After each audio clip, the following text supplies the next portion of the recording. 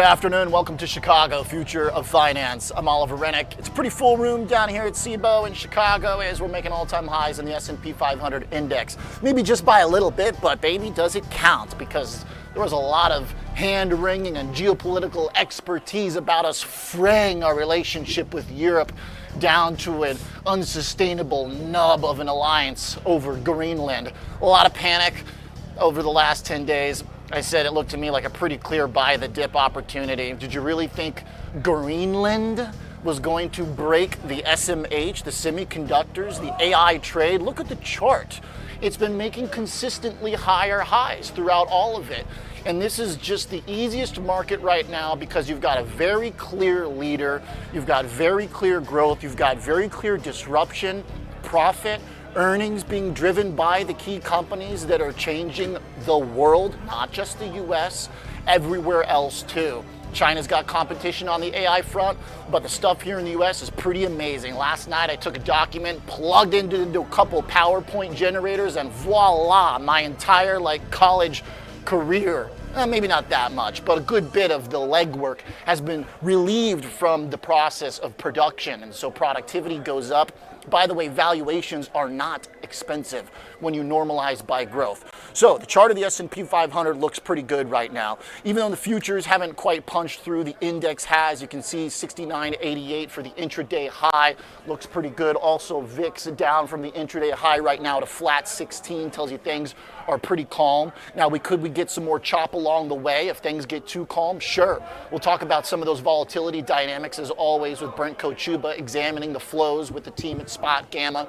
Here's the look at the futures. You can see we're just a tad below there, the high on the futures side. So do you want to see the futures punch through? Sure, definitely. But I think seeing the index level make new highs is good enough for me to take the yellow light that I had on stocks for the past 10 days and flip it back to a green on my risk radar. Bitcoin, really not doing a whole lot right now. MicroStrategy is down on the day, but BTC holding on pretty solid for the ride. Nothing really there that makes me want to flip the light green or red for Bitcoin, as we're just meandering around in the high 80,000 range, just below 90. So that chart to me still doesn't really inspire very much. So we'll keep the yellow light for BTC. You can see we're kind of holding on to the low end of the range. This is where we've been for Bitcoin for a while. Definitely on the low end of that range. If Bitcoin breaks through the bottom of that, that's not good news for the coiners by any means, of course. Last thing I would point out from my perspective on the macro take is that the dollar is still getting beat up, and I don't love to see that. That cuts against a little bit of my narrative overall about the US leadership. But when you have the dollar down and bonds fairly range bound, which they are right now, that's not the most concerning. What would be more concerning is if we were getting yields spiking. Obviously, bonds have softened up a good bit, and the 10-year yield, as I mentioned last week, might be likely to come and test 4.2, but I don't think that we should expect it to move too far below that. I don't really think bonds are going to drive the action for the overall S&P 500 until you get something a lot more dramatic, but the dollar certainly tells us that I think we want to be aware of potential geopolitical-driven short-term volatility. The dollar needs to hold 96. As you can see, I've had this line on there for a while, actually. It's interesting that the dollar came down and touched it right on the nose there. And so I want that to hold, or else otherwise the dollar on my risk radar will most certainly go red. But right now it's going to hold yellow for the dollar, it's green for gold, and it of course is red for bonds as we broke through that 4.2%. Could that change if bonds firm up? Sure. Let's talk some flows, and let's talk some options data with Mr. Brent Kochuba joining me from SpotGamma. Brent, how are you, sir? Good to see you. I'm doing great, Oliver. Good to see you.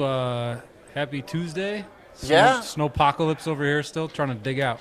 Yeah, you said you only had one pipe that disrupted, but I said that's always a good opportunity to demonstrate your value as the man of the house. That's true. Give me something to move, or something to fix, and I feel like a man again. Yeah, exactly. Does the market need fixing, Brent? How is the vol regime as the S&P 500 on an index level peaks its head above to all-time records on an intraday basis? I think a lot of people keep labeling me a contrarian, Oliver, because into Christmas we were talking about OpExmas and a market rally there when the market was at lows, and then about 2 weeks ago we were starting to talk about the fact that correlation metric we watched was really flagging risk. Then we had that Greenland kind of volatility spasm. We shook that off. Now we're at all-time highs, as you mentioned, the S&P, and the vols look like just not great again. And I say that today we had a $20 straddle in the S&P. That's about 30 bips of movement. That's as low as I've ever seen. I can't recall a day. It may have happened a couple years ago or something like that. I can't recall a 0 DTE implied vol of a volatility that low. So that's like complacency, maybe. Extreme complacency, and we're seeing huge 0 DTE flows today. $7 billion of delta swinging back and forth. And what happens in these environments is there's no big news out there. Market's near all-time highs, and the 0 DT people just come out and dominate the market on a day like today. And the reason that makes me a little nervous is because I don't think that we should imply or infer rather anything from the price action today, given that FOMC is tomorrow. Now, on that point, FOMC for tomorrow, the straddle is only trading for about $40. Very, very cheap in terms of the straddle or volatility expectations into tomorrow. And I understand that there's no rate change expected tomorrow. I don't know if that Powell criminal investigation thing comes into anything. We were just talking about that last week. But also related to this, that core 1M metric that we watched very closely, that's now in the 7s, so that's kind of at this level where we get concerned about risk. But Oliver, check out that term structure there, and you'll see the high points of that term structure on your screen are actually for Thursday and Friday. And so we have jobless claims coming up, we have PCE coming up, and we have end of this the month. Other inflation data. PPI, we got PPI on the 30th, PPI, we got you, CPI 29th. Hey, by the way, I just love SpotGamma because you guys really blend in the economic data as well. This is like Econo Day plus volatility and term structure. You get a lot of bang for your buck. So I'm looking at the dates right now here for the economics. And to your point, yeah, the range of volatility here seems like it expands a bit. It does expand a bit, and so people don't seem worried about FOMC tomorrow at all. Plus, big earnings coming out, right? We have Apple, Microsoft, Tesla. We have SanDisk, LRCX is another one coming out, those memory chip names, which there's so much vol tied to. So we're going to get a ton of information here over the next 2 days, both on the macro front and then on the major mega cap earnings front, and then obviously with FOMC. And things are priced for absolute perfection. Maybe we get perfection. Maybe earnings blows everything out, and then we could see the VIX go from like say 16 and suddenly kind of plunge down into like the 13s. Because if you're going to see the glass half full, glass half empty, or devil's advocate, you could say, look, Brent, your risk metrics are flagging because the short-term implied vols are very low. That correlation metric is at extreme lows, but VIX is showing us, which is more 1 month volatility based, that there is a bit of a vol premium. And so if earnings are good, then maybe we could track and finally start to take out, that 7,000 level in the S&P. The Qs look like they're ready to break out, et cetera. So it's a challenging spot. And the way that I'm navigating this is I'm compelled to buy some put protection here. I'm looking at 1 or 2 month S&P put or VIX call spread protection based on the fact that these vols are too low. I think we could have another Greenland-like spasm, right, where suddenly we lose 2%, VIX goes to 20, and then 2-3 days later it's just kind of all washed away again. That's the kind of setup that this seems like to me. But again, there's a lot of binary events coming up here in the next couple of days, and so we can sort of afford to wait to see the risk shot across the bow, I think, before we step in a little bit. And then, Oliver, I just want to point out one last thing. TLT, so VXTLT, that's the VIX on the TLT, which is the long government bond. That's at like a 5-year low, I think it is, or a 3-year low. So the vol in the bond space is extremely low when you look at those ETFs, right? So those are also priced for perfection.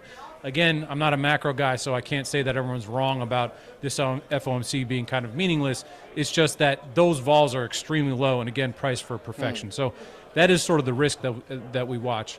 That one I definitely like, Brent. I'll say, because I think you've got a lot of good things in there that I want to just kind of recap real quick. But the first I'll start with is that for bonds, the trend here, I'm pulling up the TLT price action chart, and it is indistinguishably, clearly a downtrend in price. I mean, lower highs, lower lows. You can't miss this channel. And it's actually kind of right now at the higher end of price, lower end of yields at 4.2%. So I would love to kind of hedge the whole market in general by being short bonds.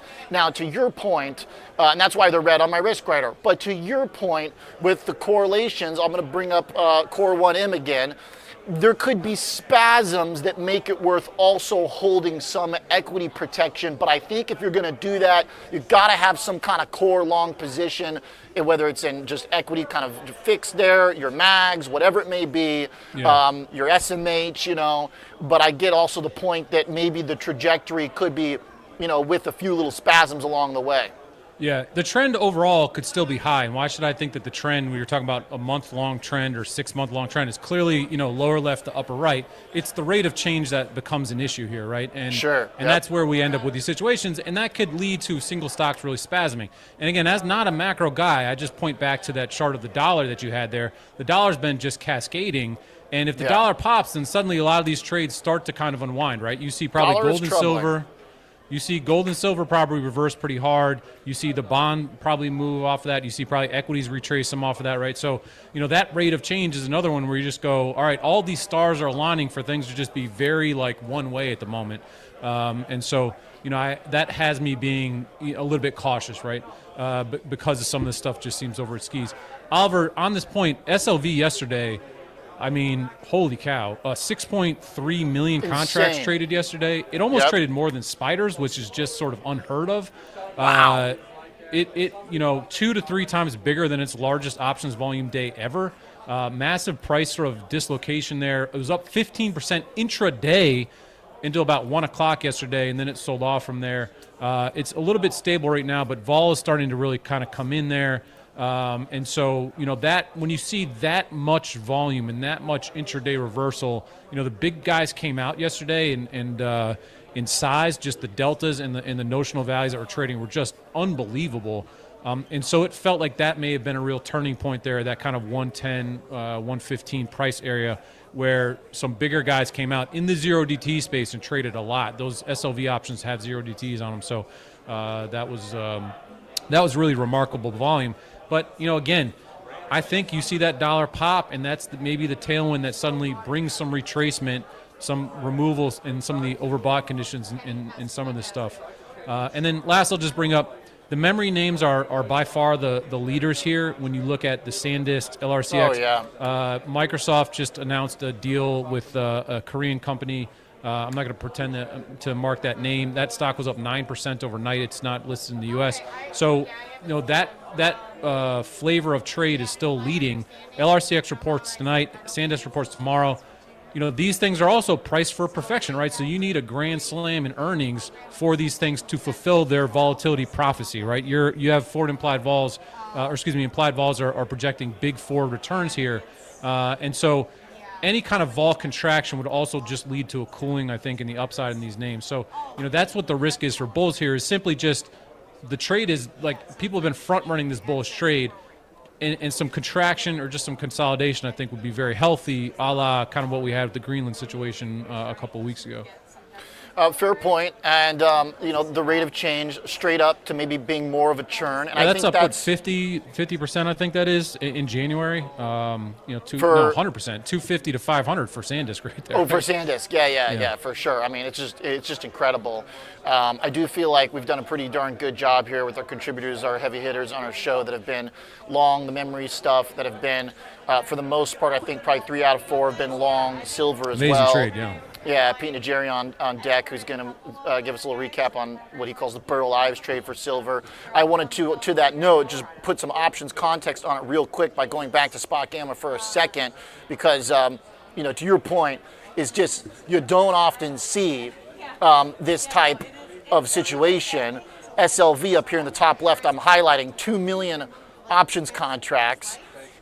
You know, just extraordinary. Look at gold over here in terms of the largest daily trades, GLD, with the memory stocks right alongside ASML, SNDK. You know, it's pretty clear where the action is. But I'm with you, Brent, that a surprise comeback in the dollar, if it doesn't disrupt stocks, then it certainly, I think, still has the potential to disrupt gold and silver a bit.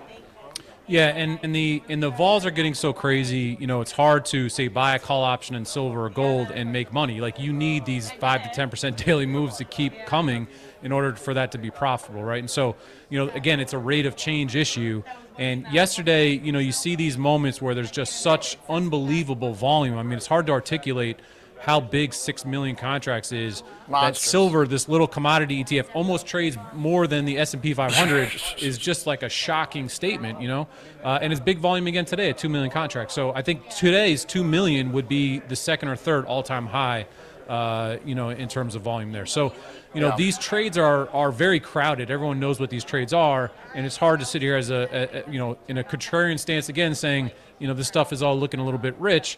Also knowing that if you look at like a chart of the Qs, it looks like it's about to bust out. And if you get good Mag 7 earnings, here, and Powell just kind of doesn't say anything too exciting or provoking, then why should we think that 7,000 in the S&P and fresh all-time highs in the Qs is kind of on deck? So it's it's sort of a binary event here, but I do think it's worth getting that put protection or just being aware that call implied vols are quite rich and single stock vols are quite cheap. Index vols are quite cheap. Index vols are quite cheap, right? So the case for maybe hedging against single stock positions, they're long. And then also, I think, to the point, hedge with the TLT put, because it looks like the most clear kind of downtrend and was sort of involved in a little bit of that surprise. But otherwise, if you're in the metals, maybe coast clear until the dollar starts to rip back. Great stuff. Thanks, Brent, as always, sir. Excellent look there inside SpotGamma. Brent Kochuba joining us for the look at the flows. Let's go straight into what's been called the Burl Ives trade by Mr. Pete Najarian joining me on the horn. All right, Pete, good to see you, sir. How you doing? It's great to see you, Oliver. I'm telling you, man, silver and gold, right? I mean, we've been talking about it for I don't know how many weeks, but, the reality is that it's been hitting. It continues to hit. Yes, there's a pullback today in silver. I get it. But I think the reality is that when you look at this trade and you look at the demands for silver that you've got out there, it's absolutely amazing. And I don't know what level it will get to, but I can tell you that we continue to see incredible amounts of unusual options in there. And I'm not just talking volumes. And I heard you guys talking about some of the volumes that are trading in some of these various areas, specifically silver. I love seeing those volumes too, Oliver, but I want to know, are they buying or selling, right? I mean, that's what really matters to me. Which is always tricky.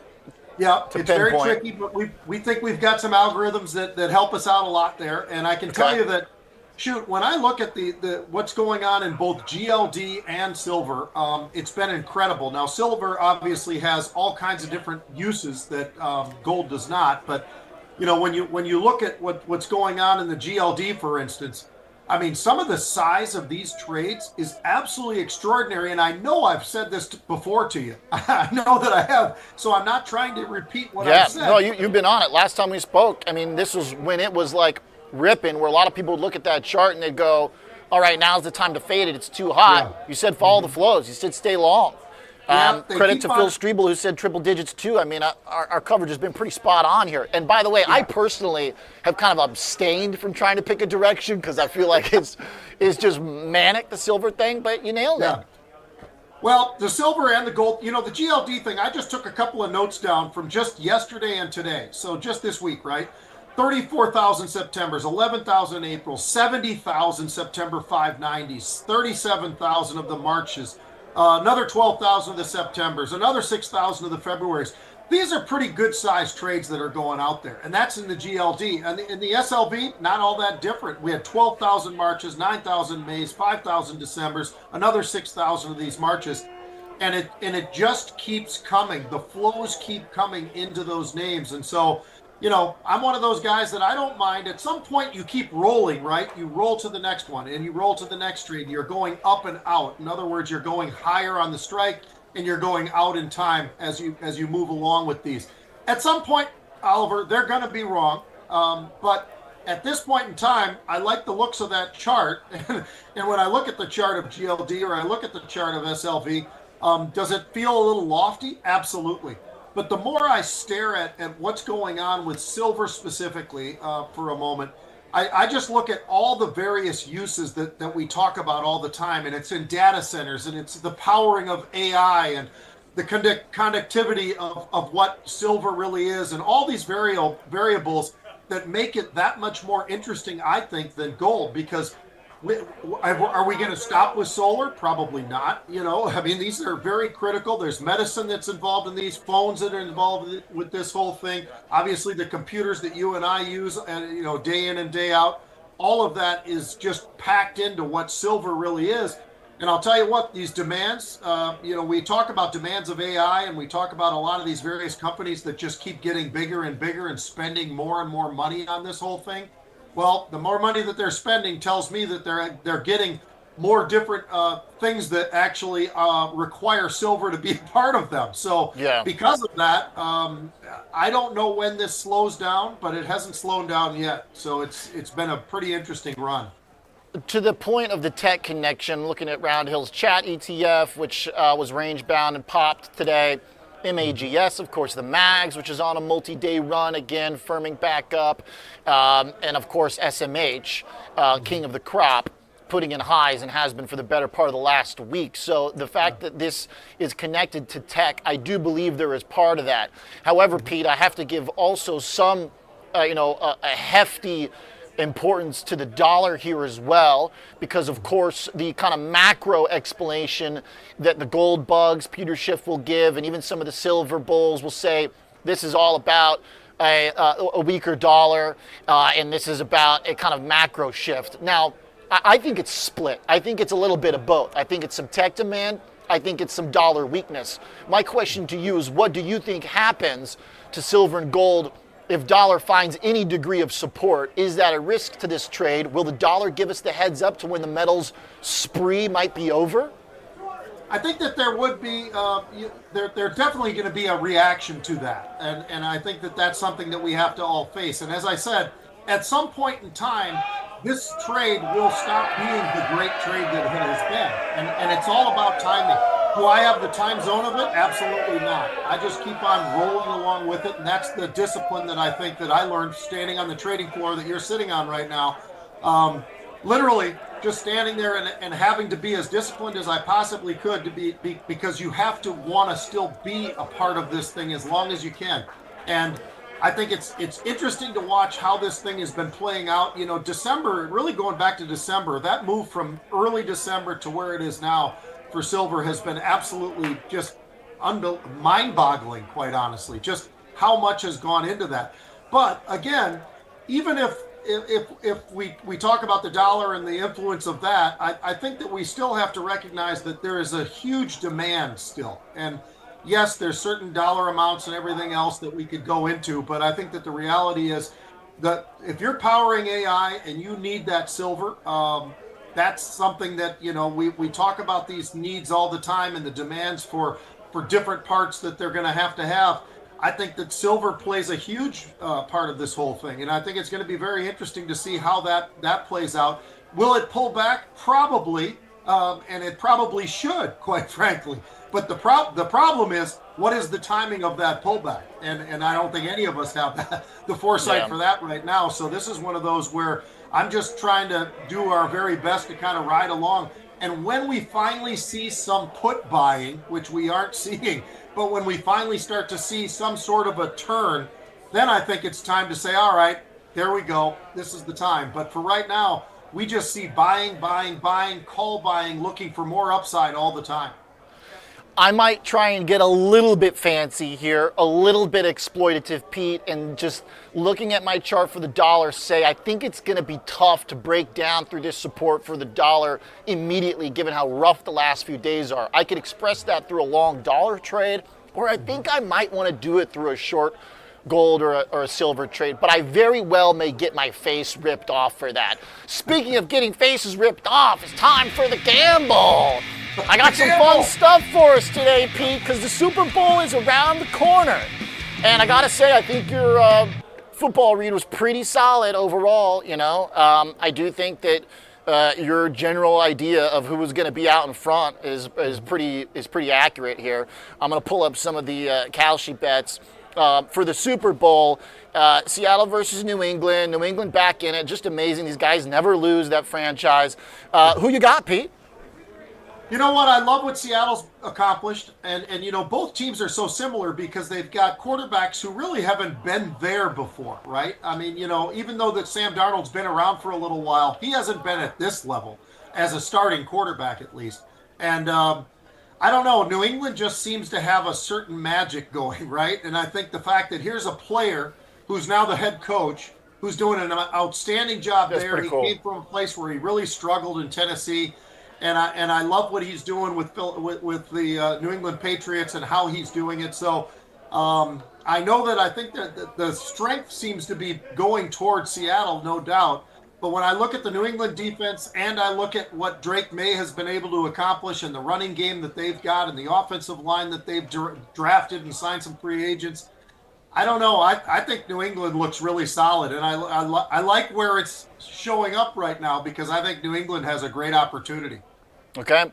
So, and you also got the underdog there, according to Kalshi, New England at 33%. But I like your logic too, and you pretty much put it on our radar early on that Seattle was basically a lock for the Super Bowl. So, good instinct there. You still got it. I got two others here. I got Best Picture, which is fun. I think that one's easy call, one battle after another. Paul Thomas Anderson at 67%, but Sinners right behind it. Hamnet at 5%. I just can't get over the fact that that's an N and not an L in Hamlet. It's killing me.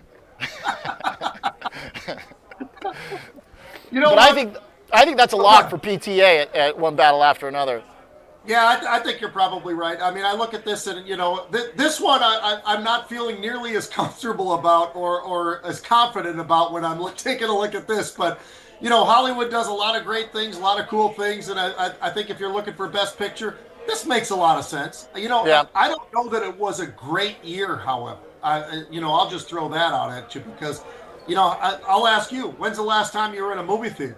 It was a little bit of an overrated year. I go a good bit. I'm definitely an exception to the rule as a big movie guy. But to your point, I haven't been in a good bit. I'd have to give that a thought. Maybe the last Mission Impossible, Tom Cruise, as I try to always show up for him. But yeah, a little bit overrated, I think, in some of the stuff. I got to go see Marty Supreme. Word on the street is that his style of speaking, people are saying, reminds me of me. I'll take it since he's kind of the man in the town right now. Last one, Pete. Not to go into the rabbit hole of conflict here, but Kalshi, who will be the first to leave the Trump cabinet? Kristi Noem's at 33%, and I know that you up in the Midwest, kind of at the heart of where there's some chaos right now. I don't know, is this worth the trade? Do you think she's going to get booted for what's going on with Homeland Security? I didn't think so much about that being the case, but it's certainly a possibility. I think what's happening, and I'm right in the thick of it because I'm here in Minnesota, so I'm seeing all these different changes. Holman's come into town and booted out some of the folks or whatever, so they're swinging around. I don't think that Kristi's going to get fired, but does she kind of throw her hands in the air and say, look, I've had enough of this thing and maybe walk away? I think it's a possibility. I think it's a long shot, though. I really don't see any of those three walking away, and I think that if that were to happen, I think Kelsey's got it right. I think 33% going with the highest level. I think it would be Kristi Noem. Okay. By the way, the last one in terms of the Kalshi bets is actually stock related, so we'll bring it back home here for the S&P 500 at the end of 2026. Right now, 7,600 to 7,800 looks like the leader with a 13% chance. That sounds pretty good to me, Pete. Why not? Don't fix it if it ain't broke. I'm with you, and you know what? It's one of those years where I think as we get deeper and deeper into it, and another earnings season, and all the rest of it, I think that makes a lot of sense. And I love the fact that they're so bullish, and I think it makes sense that we would be up there towards those levels. 7,700, that seems like it's forever away, right? But I think the possibility of getting up there is getting greater and greater all the time, especially as the AI trade hasn't blown up. And you know what? Financials looks pretty daggone good. So I think that there's some backing that you could put behind this thing to say, you know what? 7,500 probably is realistic. 7,700 maybe a bit of a stretch, but not that crazy of a stretch either. So I like that 7,700. Yeah, I'm with you. Seems very reasonable at this point, especially as we kind of move past some of the geopolitical tension, if you will, and stabilize here right back near at all-time highs for the S&P. Love the silver chat. Nice eyes on that. Been all over that trade. Fun going through the Kalshi bets. Mr. Pete Najarian, good stuff. Market Rebellion, appreciate you as always. Excellent work on the gamble. All right, short 2-minute innovator break. We'll be right back. Chris Brecher on deck. We're going to check in on some of the winter storm trades that might still have a little juice left to squeeze.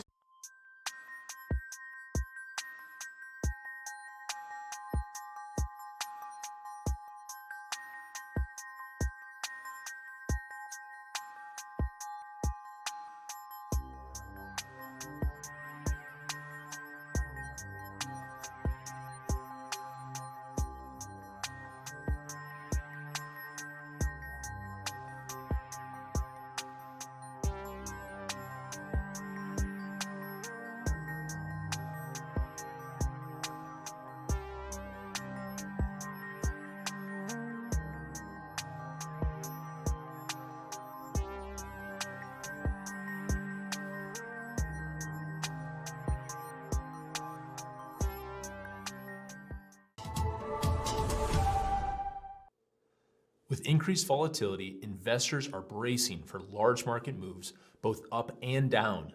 Will the market rebound 30%, or will we see a 30% drop? At the end of the day, uncertainty remains a constant. Innovators' floor ETFs are designed for volatile markets. They aim to position portfolios for market moves regardless of direction or magnitude. They are intended as a core equity solution, providing exposure to U.S. equities with built-in downside protection, seeking to deliver more than 70% of the upside and targeting a max loss of 8 to 12% annually. With specified levels of sought-after protection and upside participation, we believe the floor ETFs offer an evergreen strategy designed to allow investors to remain invested regardless of the market's direction.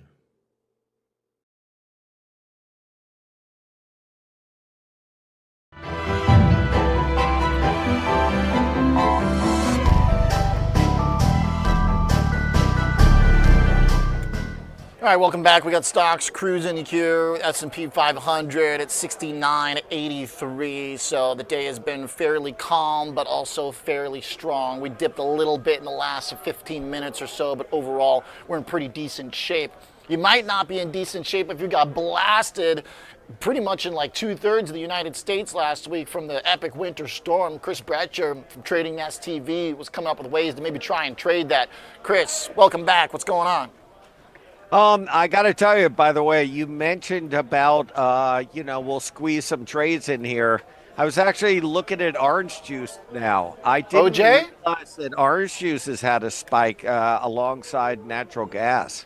Chart looks kind of good. Let me pull it up here for you real quick, Chris. I mean, I got to say, sure. Just from eyeballing it, and by the way, I always love to throw up an OJ, my namesake. Kind of looks like it's got a little ascending triangle here I'm going to draw on the chart. Yeah, I mean, I'm not saying I'm in it because I'm not in it, but it's just interesting to see the correlation with that natural gas. I'm sure they probably look the same.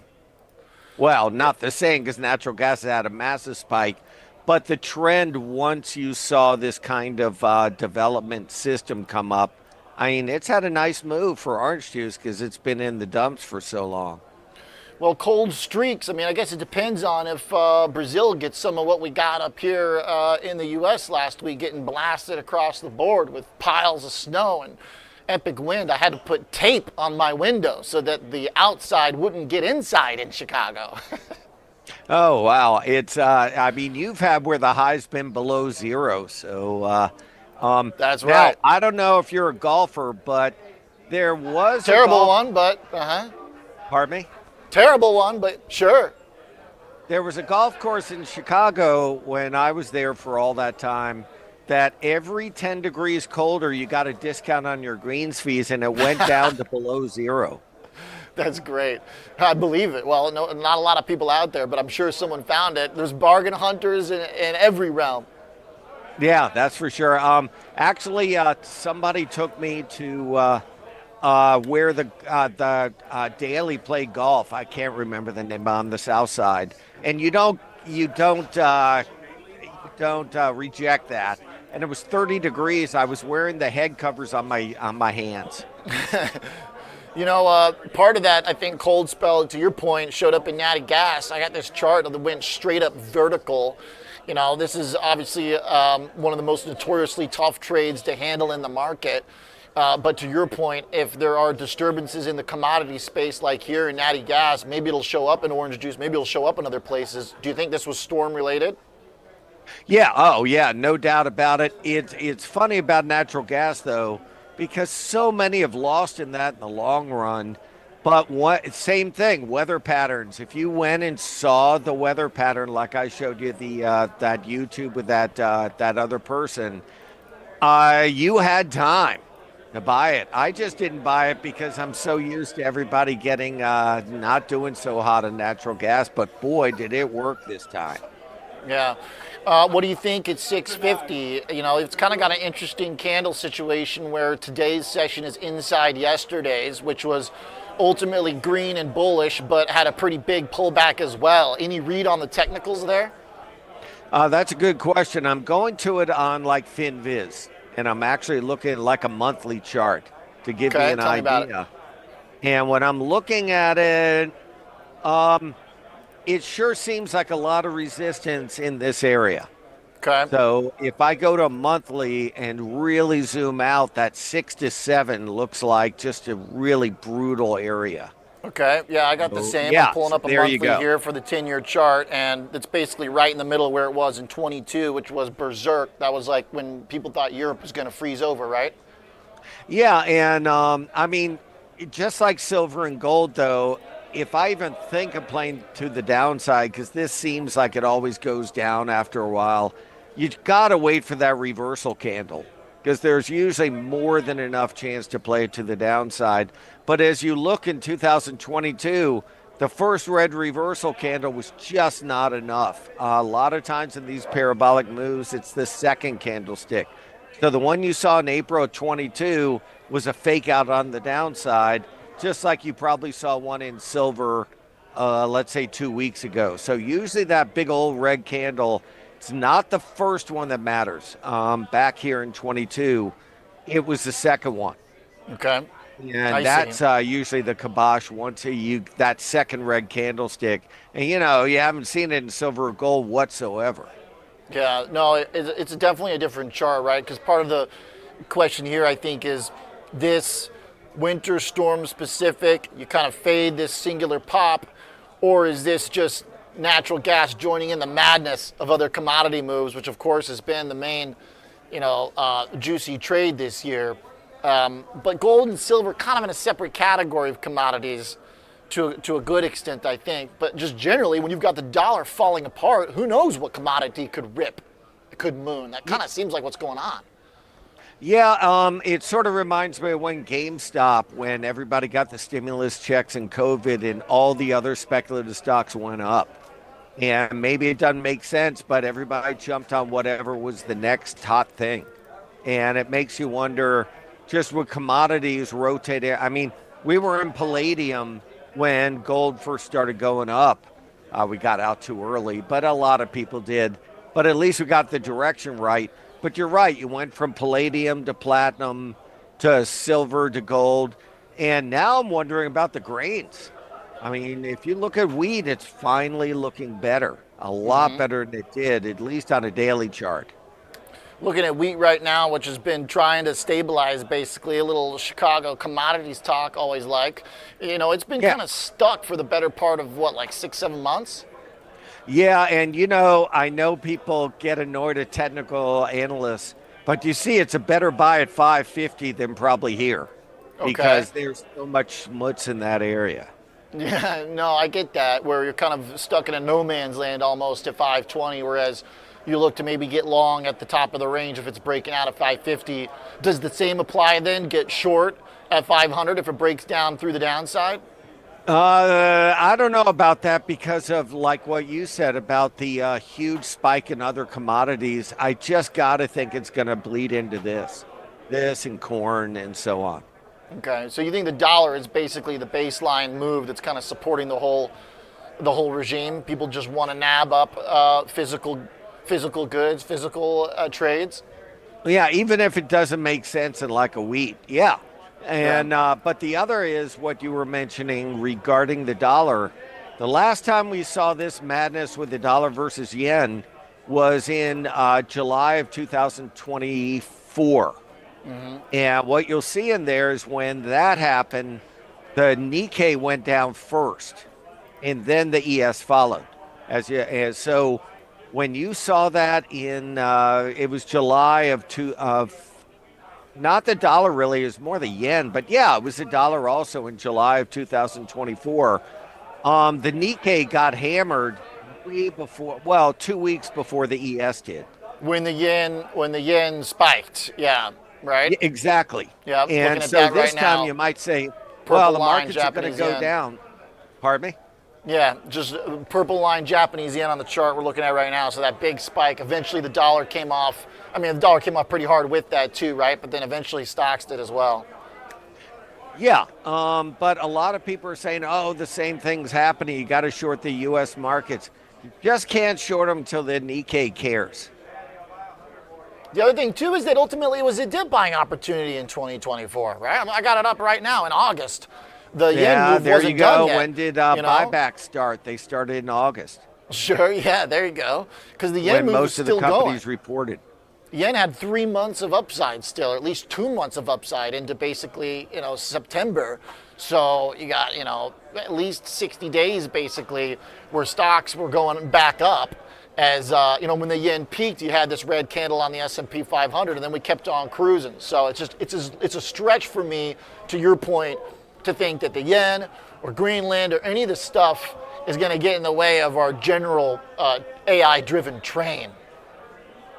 Yeah, for now, definitely I see your point. There are only a couple of things right now. One is if the administration discourages buybacks, which I think has fueled the market, like we mentioned, for for decades, that could be a negative later.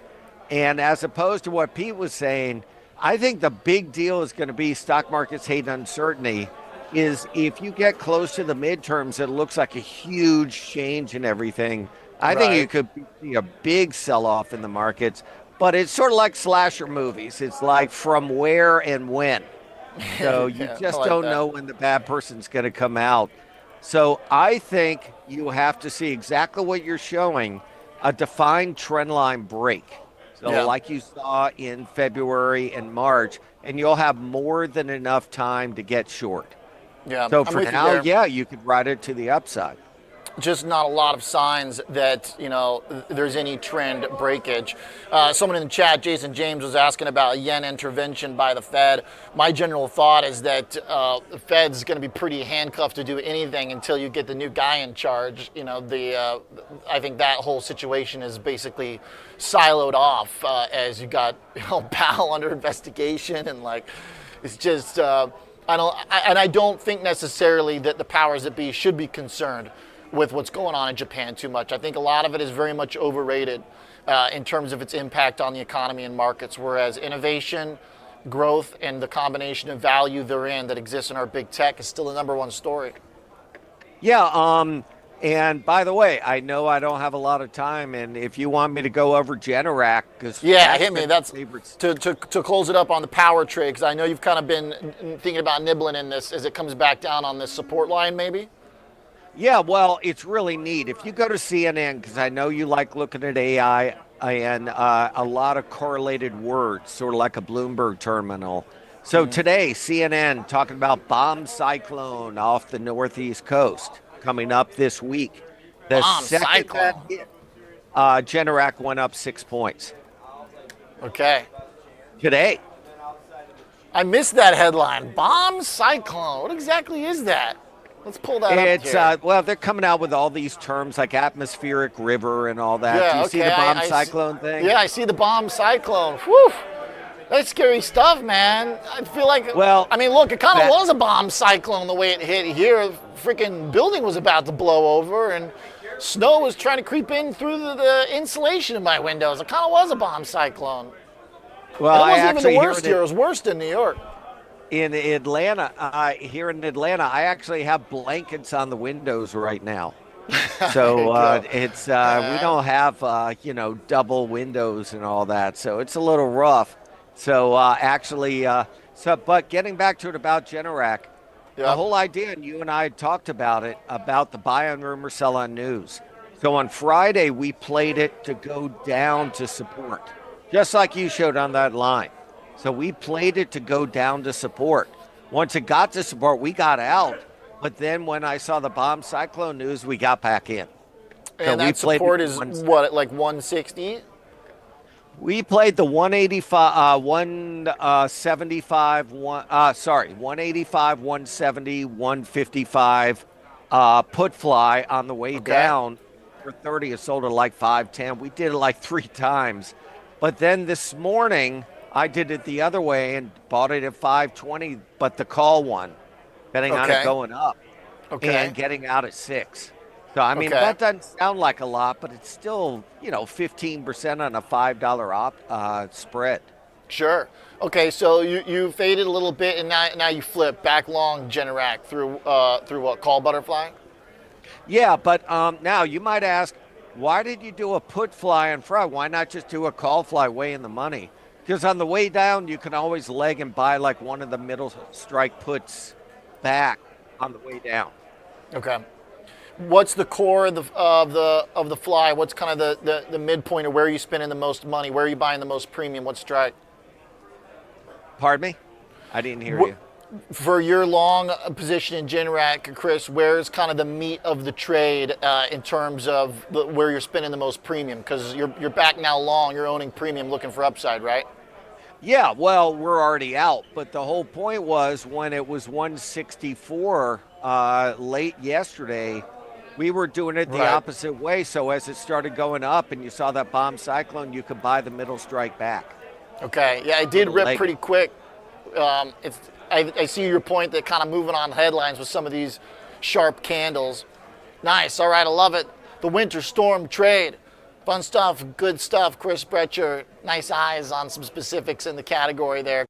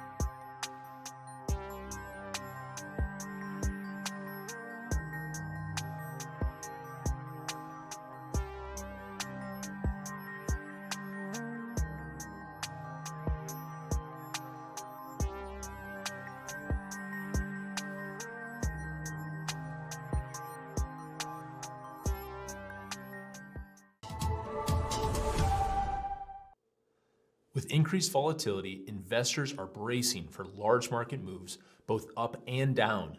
Will the market rebound 30%, or will we see a 30% drop? At the end of the day, uncertainty remains a constant. Innovators' floor ETFs are designed for volatile markets. They aim to position portfolios for market moves regardless of direction or magnitude. They are intended as a core equity solution, providing exposure to U.S. equities with built-in downside protection, seeking to deliver more than 70% of the upside and targeting a max loss of 8 to 12% annually. With specified levels of sought-after protection and upside participation, we believe the floor ETFs offer an evergreen strategy designed to allow investors to remain invested regardless of the market's direction.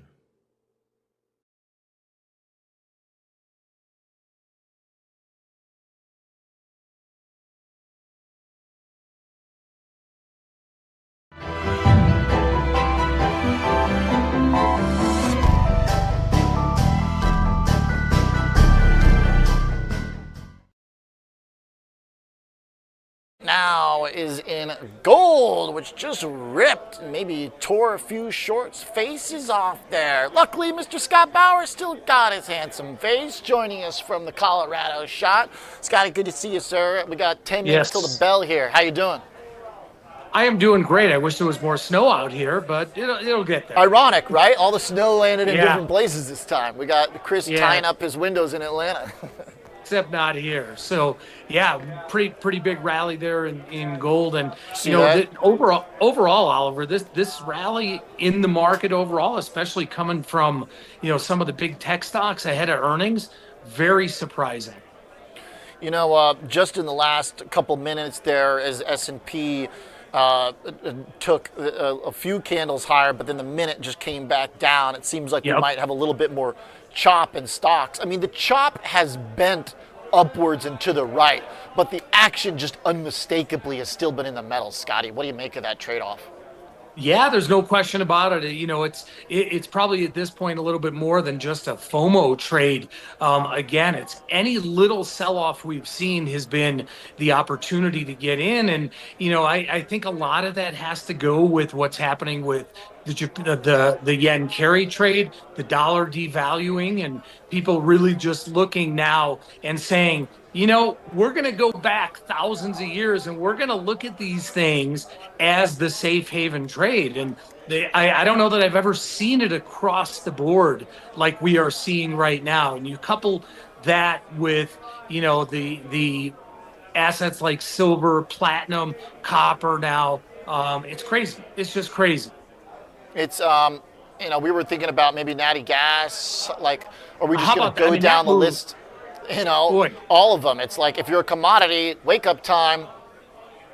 Wow. I mean, natty gas is the one that scares me the most. I mean, we get out of this cold streak, this massive storm and everything that the country has had. And whether it's a week, 2 weeks, 3 weeks from now, if all of a sudden that outlook is for mild temps here, we're going to see natty gas down 50% easily from where it is right now.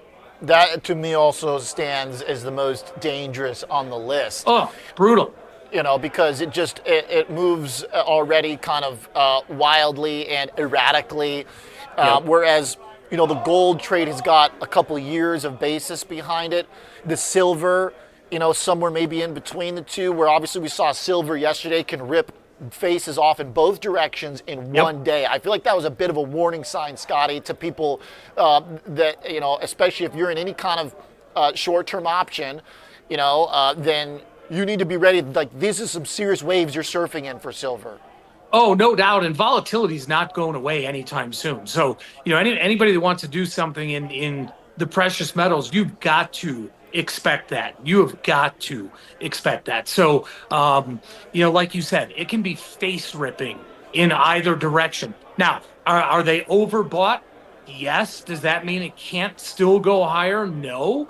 So, this is a sustained rally like I don't ever remember. I mean, we're talking, obviously, gold is longer in the tooth than silver or platinum or any of the others, but this is just, really, it's unprecedented in my opinion. It is, yeah. 270% on the year for SLV for 1 year, not the year, I should be clear, and 88% for GLD. The connection here to the dollar, I feel like, has to be talked about because as we're speaking, oh my goodness, I might have just gotten my face ripped intraday, Scott, because I was saying the dollar might hold, and it just broke down 96. 96 line in the sand, right? That is a line in the sand. And apparently not anymore. I saw 20 minutes ago. The president just came out literally within the last 3-4 minutes and said, oh, the dollar's doing just fine. The dollar is not doing just fine. In fact, there's headlines now saying the dollar tumbles after he said he's not concerned with it. He better be concerned with it, as should be the whoever the new incoming Fed chair is. They better be concerned with this because, again, if we continue to see this yen carry trade, continue the way it's going here, look out. Boy, great eyes on that, Scott. Some action into the closing bell. Really testing I'm literally banging out a tweet right now. Dollar just obliterated on Trump's comment about it. Yep. Not being a big deal. Here's the thing: is that I oftentimes say that political commentary, geopolitics, drama over Trump is oftentimes the most easy buy the dip signal. But the distinction, the difference, I agree. When the dollar's down and like we had yields up the other day, that's not good. That is telling you need to pay attention. And I said coming into this year, the biggest risk we talked about was just an irresponsible approach to the Fed of just yanking somebody out who's been doing a good job to plug in somebody who's just going to slash rates. That sounds like a situation for the dollar to go down, in my opinion. I was having some conversations earlier today, as many of us do, talking about that situation. And you know what? Fed rates don't need to come down right now. They don't. You got GDP running as hot as we have seen in a long, long time. Inflation is still at 3% or just about. Maybe the job market is, maybe getting a little bit softer, but boy, the pressure, to lower rates here, that is the worst thing that can happen, in my opinion. I do agree. And that's, again, to say that years of this kind of dialogue about, dollar being in trouble, I have time and again said it's overstated. I was hoping that it wouldn't get to this point. And for a long time, it wasn't. The dollar, here's the thing. We have to keep some perspective, which is that when you zoom out on the chart, the 1-year chart, that support at 96 just shattered, which is not a good look. You zoom out further and we're on the lows. You zoom out even further and it's like, okay, we're back to where we were coming out of COVID. But the whole thing that was great about us coming out of COVID was the dollar ramped up because our economy took a big leapfrog. So I do not like to see the dollar break down here. I feel like it's some of this drama finally coming to a head in a real way where the market's like, hey, get it together, guy. There's no question. And we are the strongest economy in the world. There is no question about that. And if GDP does continue on this path here, that is just the most major disconnect you could see. Sure, yeah. So maybe there's a reversal trade short term if the prints come out good. Like if inflation comes out in the next 2 days contained, then I think you want to. It's tricky though. Maybe that's what we leave it on, Scott. What's the logic there? If inflation comes in below expectations, do you buy or sell the dollar? The answer is yes. I think it's tough. I think for right now that any rally in the dollar has to be sold. It is a sell the rip, not a buy the dip in the dollar, which is complete opposite from precious metals. Okay, I'm with you there based on trend, right? Just based on trend alone. That makes sense. The tricky thing about the logic for inflation is like, all right, if inflation comes in light, then Trump's going to say cut, which means dollar down. But then also if inflation comes in high, you could argue he's still going to say cut. Well, and you could argue too that just kind of that's when you get the real kind of debasement of the dollar happening. So maybe the dollar. So to your point, the dollar just looks like sell any rip right now. Until there is some, I don't even want to say resolution, but until some of the volatility of what's going on in Japan and this carry trade calms down, the dollar is a sell any rally. Yeah, I'm with you there. Well, the dollar has been, I guess it's got to go red on my risk radar. It's been yellow, and I think it's time to accept that this thing, it just really shattered there in the last couple minutes. You just blew through the red stoplight. You just got ticketed because it definitely has to be red. No, you're right. I'm on board with that now. Major technical break. I think that's the story of the day basically as we head into the close. But we got 1 minute here, Scott. You got a trade that's burning a hole in your pocket that you want to get out there or what? I don't want to say I love it, but I really like getting long in Humana right now. Obviously, with the health insurers getting beaten up, and for good reason. If I look at Humana and I look at United Healthcare still has a lot to give back from a technical standpoint. Humana is down at some really, really big support, that 200 to 205 level in Humana. So that is one I am selling put spreads in Humana, going out a month, 2 months. I'm saying that these things are going to rally back. I don't need them to rally back big time if I'm selling really expensive, real, big premium put spread. So that's my trade of the day. Okay.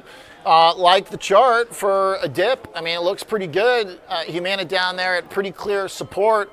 So why not take a stab just based on the technicals alone? Big red candle there. And as opposed to the dollar chart, which broke through support, Humana hasn't quite yet. So I like that. Dollar getting ripped apart, red on the risk radar. Maybe Humana for a little BTD. Thank you, Scott. Nice work taking us right into the bell there. Appreciate it, sir. Have a good one. Thank you, Scott. Prosper Trading Academy. There's the bell. And we did get a little volatility into the close, no question about it. S&P 500 that was able to hold on at 69.78 and change.